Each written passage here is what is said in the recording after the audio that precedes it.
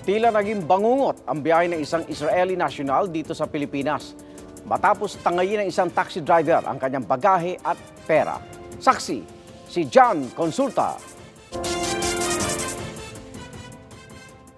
Pasado alas 8 ng gabi nitong February 6 nang makuna ng CCTV sa isang hotel sa Makati ang pagbaba ng isang Israeli national na turista para mag-inquire. Pero pagbalik niya para kunin ang bag, tila naglaho parang bula ang sinakyan niyang taxi. Umalis kaagad yung taxi na to. Nandyan yung 3 bagahe na malalaki, or yung mga nandyan is yung laptop niya, nandyan yung pera niya. Laptop, things, clothes, money, passport, ID, everything. Yeah, everything's there.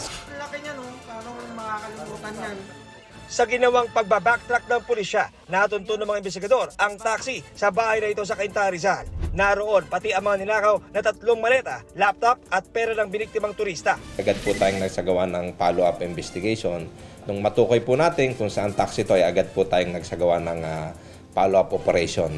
Sa presinto, di na itinanggi ng taxi driver na si Rudy Vigil ang kanyang ginawa. Natukso talaga ako. Inamin ko kay Sir yun.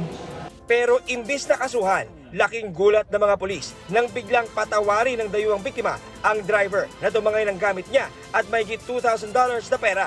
Di na iwasang maiyak ng taxi driver sa kabutihang ipinamala sa kanya ng kanyang biniktimang pasahero.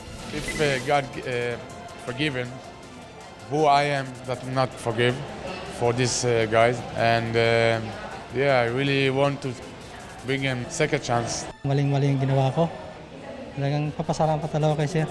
Paalala ng pulisya sa mga sasakay ng taxi. Pag uuwi ka sa pamilya mo, picturean mo yun, isend mo sa pamilya mo na dito ka nakasakay o sa iba pang mga taong pwede mong pagkatiwalaan. Para sa GMA Integrated News, ako si John Consulta, ang inyong saksi.